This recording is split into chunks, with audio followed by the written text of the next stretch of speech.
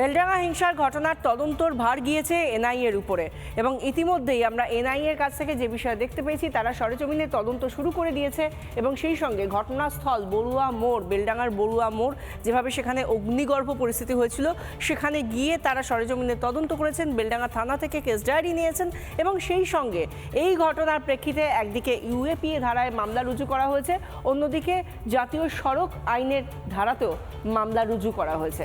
৩৬ জনের বিরুদ্ধে এফআইআর করে তাদেরকে হেফাজতে চায় এনআইএ।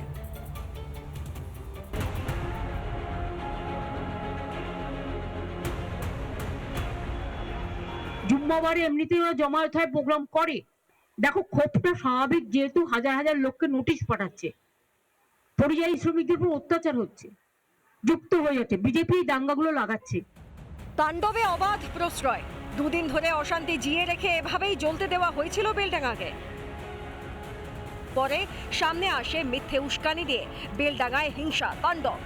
জাতীয় সড়ক, রেল লাইন অবরোধ, ভাঙচুর ছিল পরিকল্পিত। ঘটনায় স্বরাষ্ট্র মন্ত্রক এনআইএকে তদন্তের নির্দেশ দিতেই শনিবার বেলডাঙ্গা পৌঁছে কাজ শুরু করেন তদন্তকারী আধিকারিকরা। বড়ুয়া মোড় ঘুরে ইউএপিএ, জাতীয় সড়ক আইন সহ একাধিক ধারায় মামলা রুজু করেন।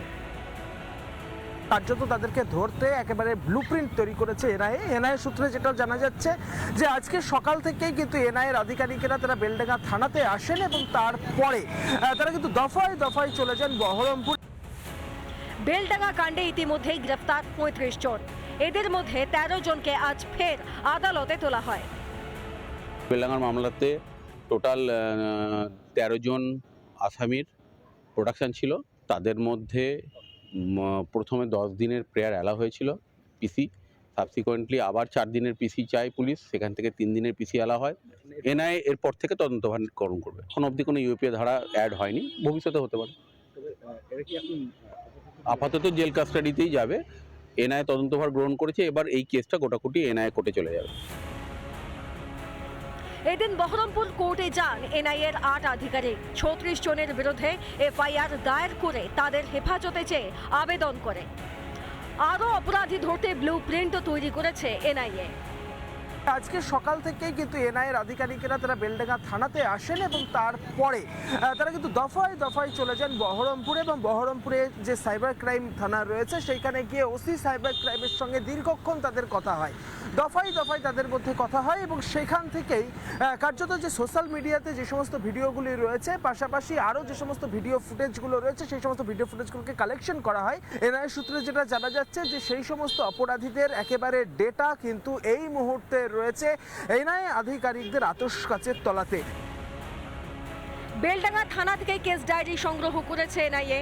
পাশাপাশি বেলডাঙ্গায় যান সিএফএসএল আধিকারিকরা। হস্তান্তর করা হয় সংগৃহীত নমুনা।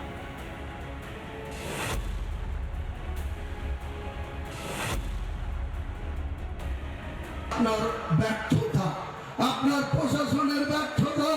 বেলডাঙ্গাতে আজকে এনআইএ এসছে, আপনার পুলিশ তটস্থ হয়ে গেছে, ভয়ে ঘুরে বেড়াচ্ছে আইসি বেলডাঙ্গা, ভয়ে ঘুরছে এসপি, খোঁজ নিচ্ছে এনআইএ এসে কি করবে।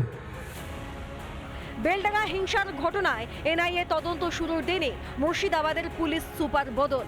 কুমার সানি রাজকে এসএসআইবি পদে বদলে মুর্শিদাবাদের নয়া পুলিশ সুপার ধৃতিমান সরকার। এনআইএ তদন্ত শুরুর দিনই কেন রদবদল, নাকি এর পিছনে অন্য কোনো সত্য আড়ালের চেষ্টা? রিপাবলিক বাংলা। নানা ধরনের কন্টেন্ট দেখার জন্য লাইক করুন, শেয়ার করুন আমাদের ফেসবুক পেজ, সাবস্ক্রাইব করুন আমাদের ইউটিউব চ্যানেল। পাশাপাশি অন্যান্য ব্রেকিং নিউজের জন্য অবশ্যই চোখ রাখুন রিপাবলিক বাংলায়।